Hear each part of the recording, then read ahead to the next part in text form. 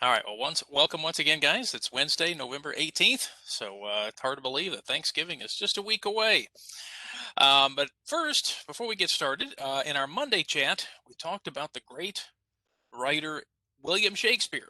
And I mentioned that Shakespeare introduced many new words into the English language, about 500 years ago. So I thought I would show you a few of the words that he helped to introduce. Let's see if you can guess which words they are. Okay, so look at the pictures you see here. So William Shakespeare introduced these words into the English language. So let's start with the first one up here on the left. Anybody want to guess what this one is?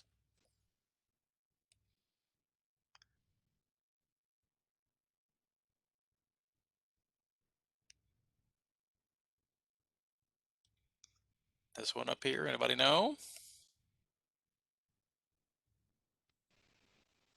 Alligator. Okay, let's see if you're correct. Congratulations. All right, what about the picture on the right? Up here at the top, what do you think?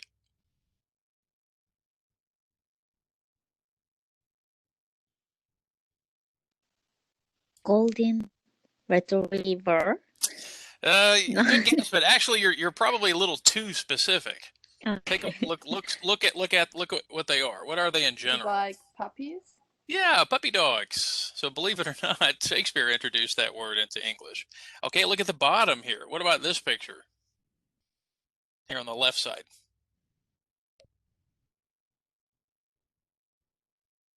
I. You're close. It's specifically this part. Iris or something? Oh, no, that's Oh. too technical. Oh. I'll help you out. Eyeball. So the actual eye itself, the eyeball. Okay, now this last one here is kind of a surprise, but which room of the house is this? Bedroom? Congratulations. Yeah, so actually he introduced the word bedroom into the English language. So again, we mentioned that Shakespeare introduced probably over 1,700 words. Now that doesn't mean necessarily that he invented them. It just means he kind of introduced them to the language. So yes, some were created by him, but a lot of them were words that people were using at the time, but he was the first to kind of write them down. So there you go, alligator, puppy dogs, eyeball, and bedroom. So it's kind of interesting to think that one person can have such a huge influence on language. All right. Well, guys, speaking of Shakespeare, we're going to jump into our expression of the day in just a moment, and we're going to try something a little different. We're going to try a little song activity. So I'll explain that in just a moment.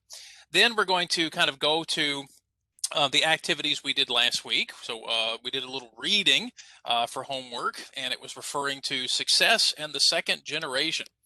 And then finally, we're going to talk about making SMART goals, which is something we're going to finish for homework. Okay, well, let's go ahead and jump right into the expression. So again, if you were with the Monday chat, we introduced a few expressions. Does anybody remember any of the expressions we introduced on Monday in the Monday chat? Does anybody remember any of them?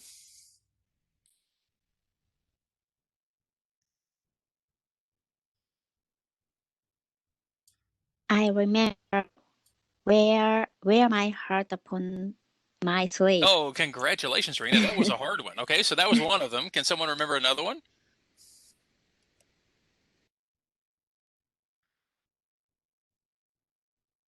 So we had wear my heart on my sleeve. All that glitters. Yeah, Is all not that gold. glitters is not gold. Excellent, Saba. Okay. And the last one was probably the one that most people knew. What was the last one?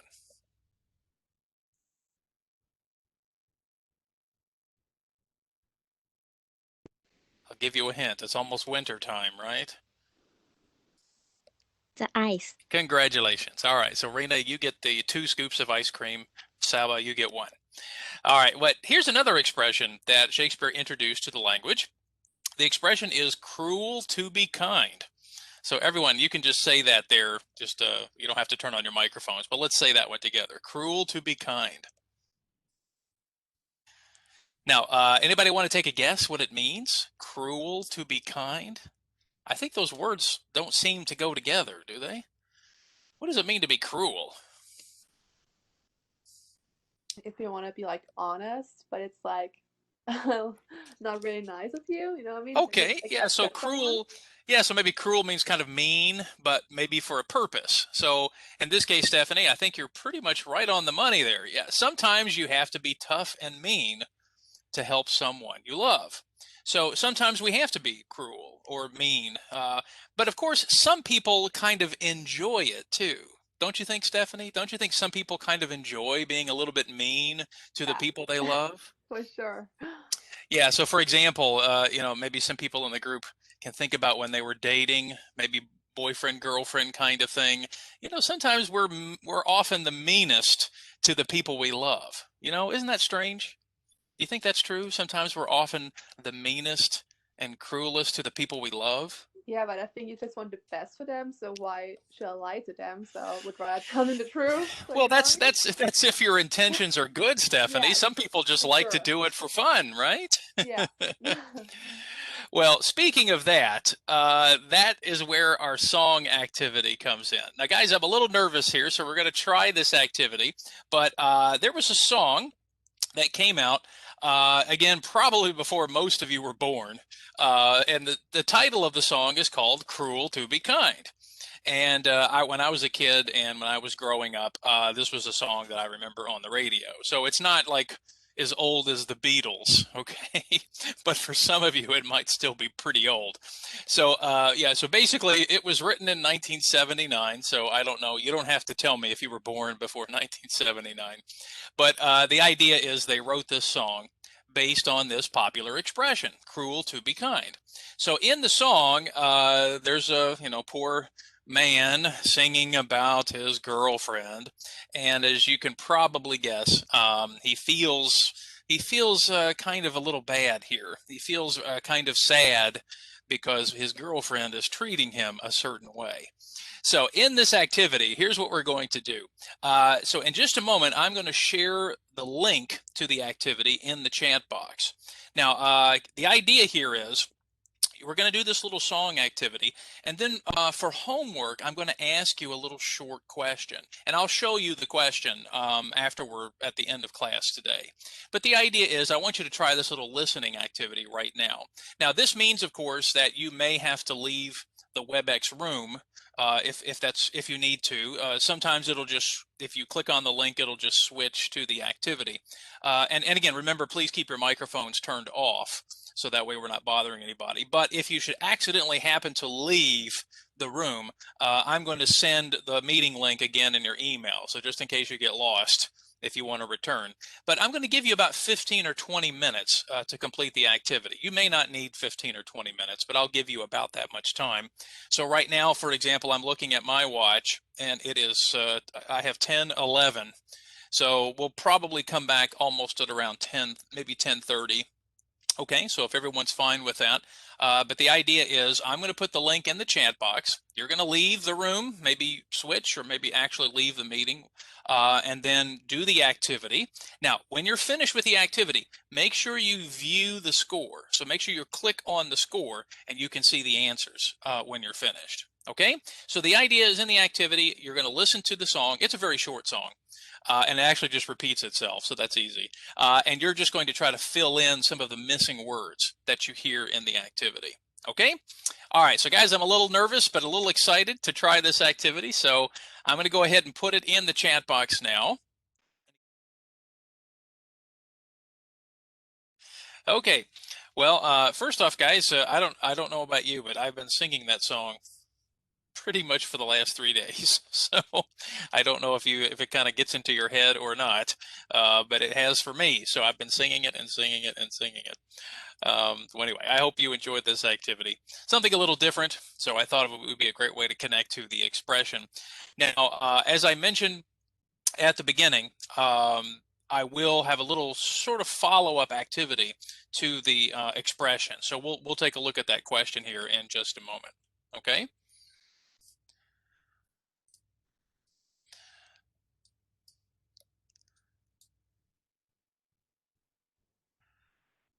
Okay, so is everybody ready to go and continue? I'm ready. Okay. All right, so let's go ahead and continue. And again, maybe some people might have to return to the room.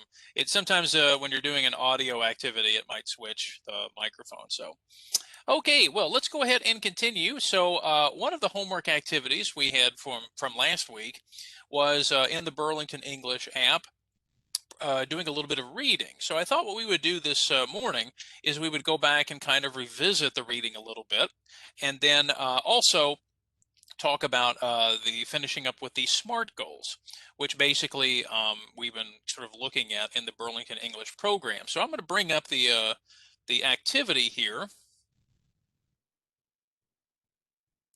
Okay, now what I'd like to do is I'd like to talk more about the article itself. So again, hopefully you have had the chance to do the activity. I'm going to go ahead and bring up the article, see if we can see it on the screen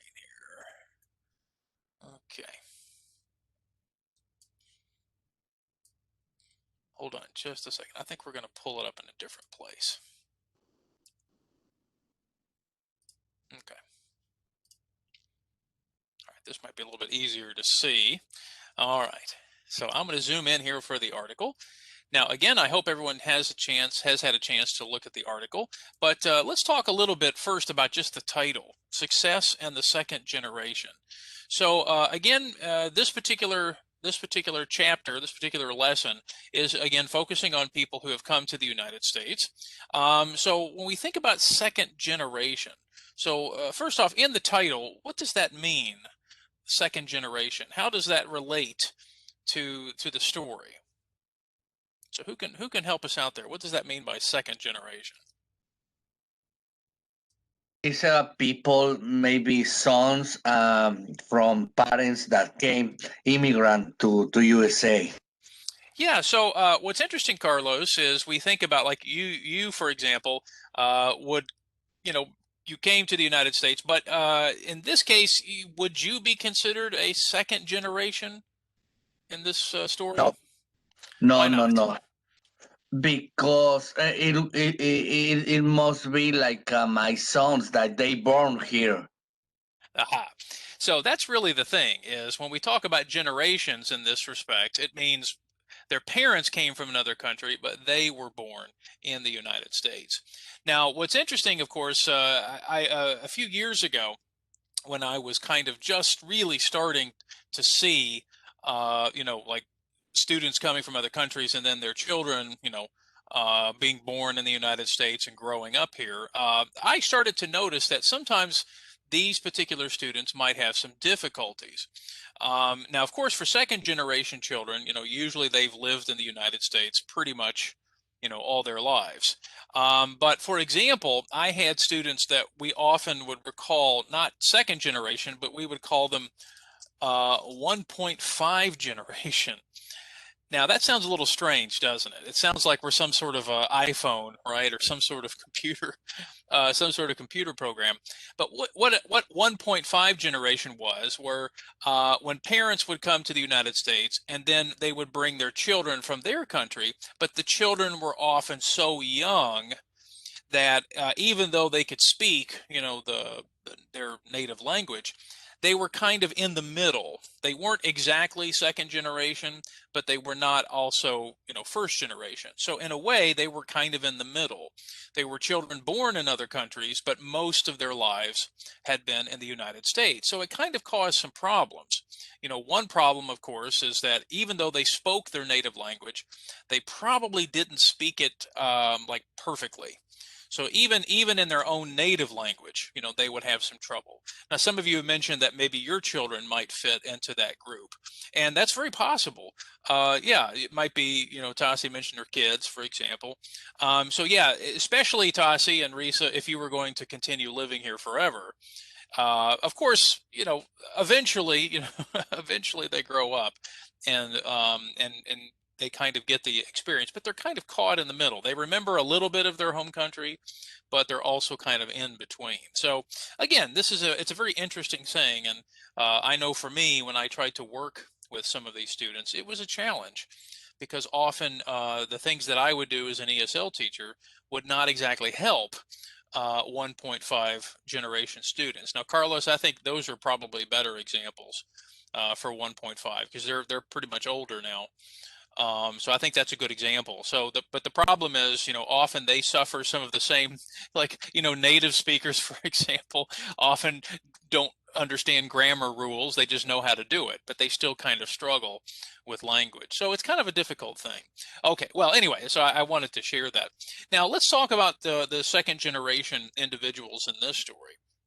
So again, I'll kind of highlight a couple of things just to get some opinions here. So for example, let's pull up a couple of sentences just to kind of start our discussion here. Okay. So for example, it says here, many of those first generation families. See if I can get the pen to work here. There we go. Okay. Well, is it going to work or what? Sometimes it works and sometimes it doesn't. There we go.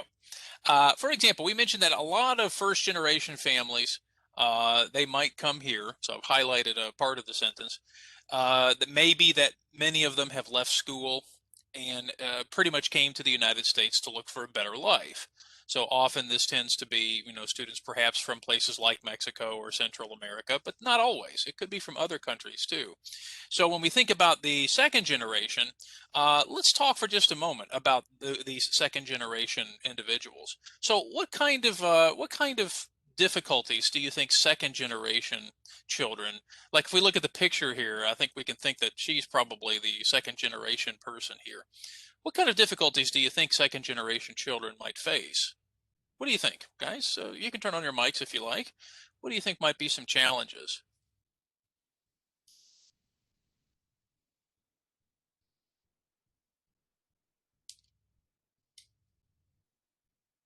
What do you think?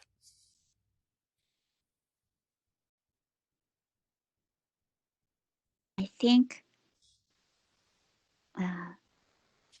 their parents can't speak English. Okay, possibly. At least. Yeah, possibly. So And what about they, the second generation kids? Do you think they can speak their native language very well? Their parents' native language? and they have to have responsibility by themselves. Mm-hmm. Okay, yeah. So what kind of responsibilities do you think that the second generation might have?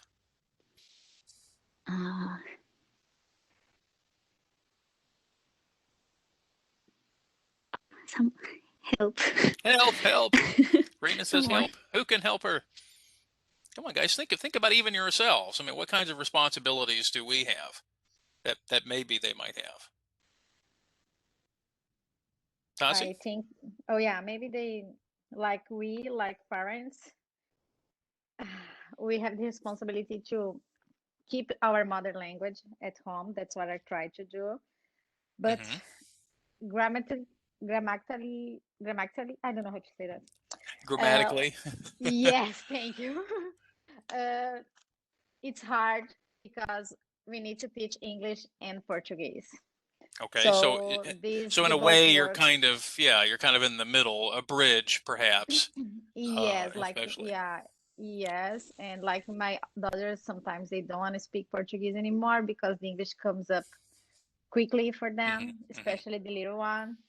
But we try to keep Portuguese at home, and we try to keep the culture from Brazil too.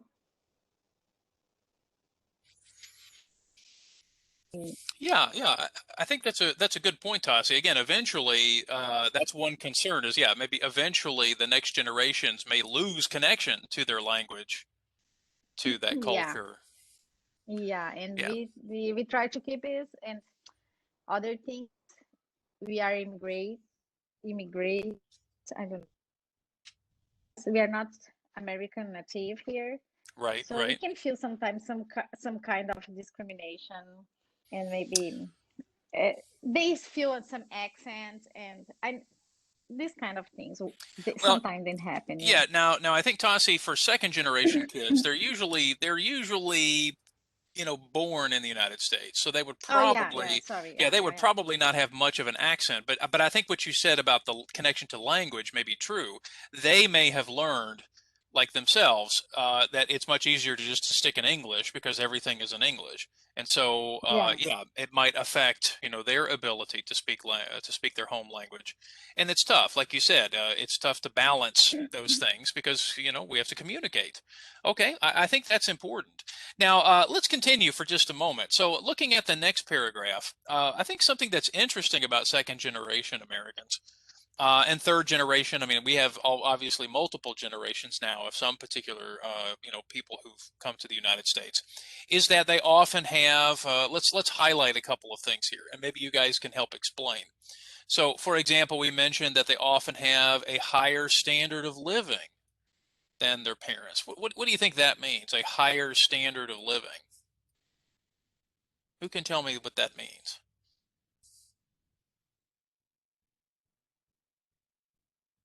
Any ideas? Like a rich. Well, so maybe earning more Good money, living, good, yeah, better living perhaps. better living, yes. Okay. In fact, it says in the next paragraph, next sentence, their standard of living is similar to the general population. So in this case, maybe one of the other difficulties for second generation is exactly who do they kind of identify with? Do they identify more with the culture of their family, or do they feel like they identify more with the culture of the country where they're living? Now, I'll say this to everybody here in the group. I've had lots of students who have, become sort of successfully integrated into American society. Now, they were not necessarily second generation. Obviously, they came with their parents, for example.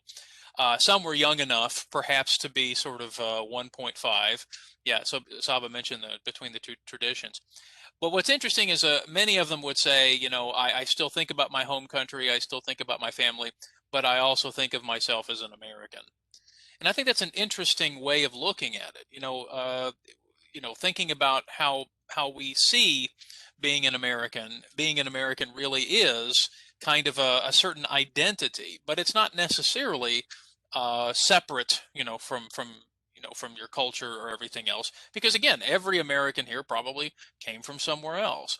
But I think it's interesting that many of my former students would say, I still have this connection, but I feel like I'm also, this is me. This is my home now. This is where I'm living. So it's kind of an interesting sort of balance, I think, and a struggle sometimes. Yeah. I also think it's interesting too. Look at the next sentence. It says they're just as likely to own a home. Okay. And they're more likely to finish college and obtain a degree. So again, that's, I think, often the marks of the next generation. I think that's why many people come to the United States, is to think about how they can sort of get that better life. So in some ways, guys, you may have heard of the, I'll put it in the chat box here, but you may have heard of the phrase American Dream, right? Have you heard this expression before, the American Dream? Yeah. Now, what's interesting is, to Americans, we have an understanding of it, but I'm curious to ask you guys, what do you think of when you hear the phrase, the American Dream? What do you think of when you hear those words? Who hasn't a thought?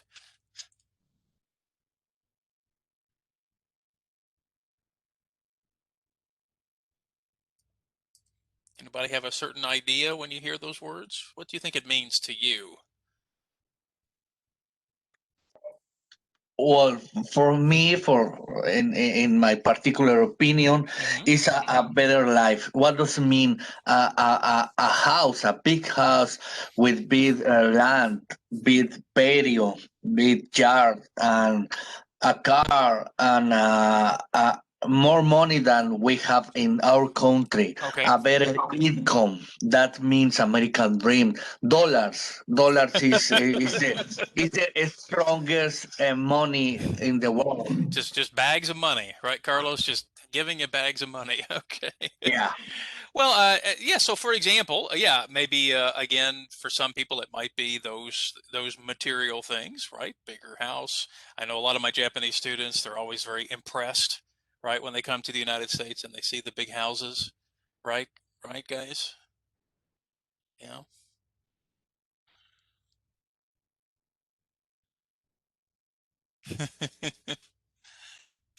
Raina says yes. Okay. Yeah, now Tassi, that's interesting. What do you mean by a safe life? Talk about that for a moment. What do you mean by that? I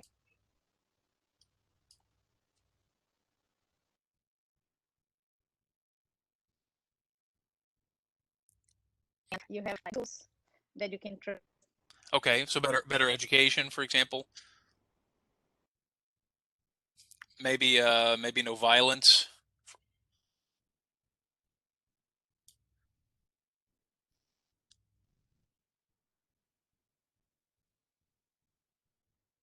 Tassi, your connection's kind of Oh, different. okay. Yeah, maybe. Yeah. Okay, Okay. sorry. Yeah, I missed a little bit there. Your connection broke a little bit. Okay. Well, and I know some of you are here, obviously, because maybe your countries are struggling. You're coming here for other reasons, not just for financial reasons, but maybe we're coming here for political reasons or for, like you said, for safety reasons. So I think in a way, the American dream is kind of a very flexible thing, right? It can be kind of different for each person. And I think what's interesting is many of those ideas are pretty much what Americans want. They want their children to have a better life and to be more successful. Some people are worried that maybe we're losing that particular advantage here in the United States. So again, I think these are concerns that Americans have too. So I think you guys are probably sharing some of those same things. Okay, so in thinking about the story, I just wanted to kind of address a couple of things. So it looks like everybody has some interesting ideas.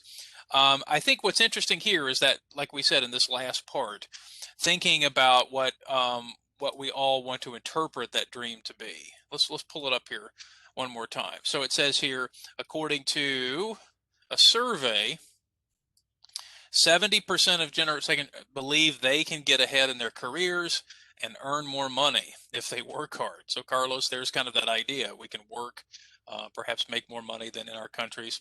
But what's interesting is you notice in this particular number, only about 58% of adults in the general population feel this way. I think a lot of Americans right now are kind of struggling, especially with the COVID situation. I think sometimes we are not as optimistic, perhaps. So I think sometimes my students are they're hardworking. They're very optimistic about their future. But of course like I said, we each see that American dream differently. Okay. All right. So I think you guys had some good things there to share about the article. So I wanted just to kind of review it a little bit. Now, basically, the idea was we did some activities around this. So again, we were doing those activities in Burlington English, and that'll be, we'll probably do a couple more around this particular lesson. But let me go ahead and return just for a moment to the presentation. Okay, now, just to finish up here this morning, I wanted to kind of finish up with the idea of SMART goals. Okay, now, if you remember SMART, each letter represented something a little different. So I'm going to pull this up here on the screen. So as we said before, when we make SMART goals, okay, so this is a little activity we can kind of do together.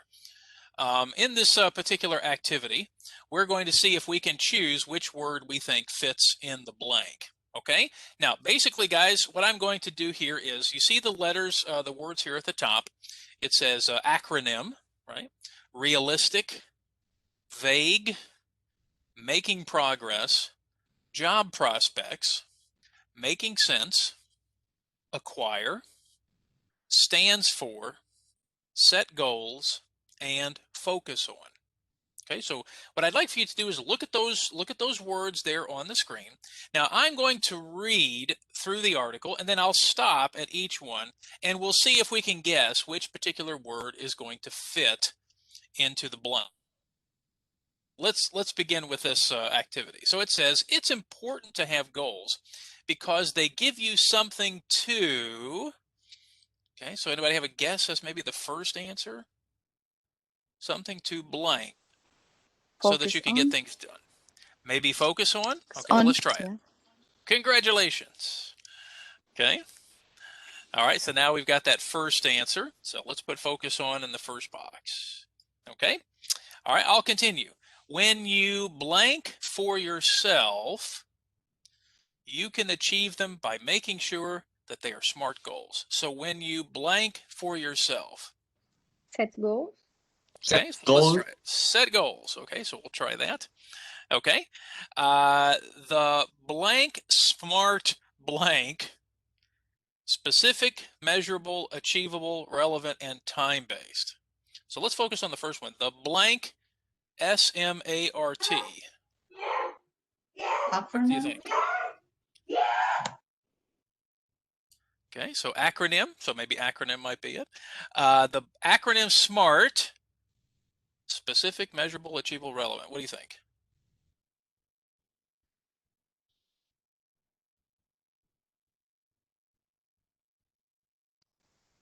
For I heard stands for. Okay. All right, we'll put it there. All right, and time-based. Okay, so your goal has to be specific, because if it is blank, so it says your goal has to be specific, because if it is blank, let's see, these are the words we have left. Vague?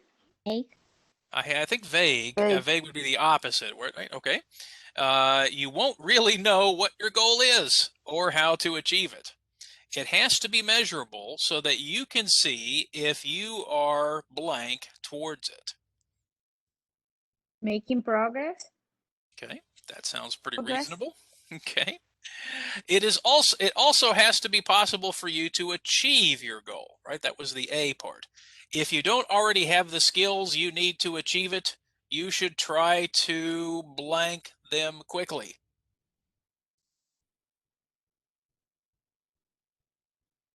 So if we don't have the skills we need to achieve, Acquire. maybe, Sunny, I think you got it there. Acquire them quickly. In addition, your goal needs to be relevant to your everyday life. For example, achieving your goal could lead to good blank that give you a better job and more money.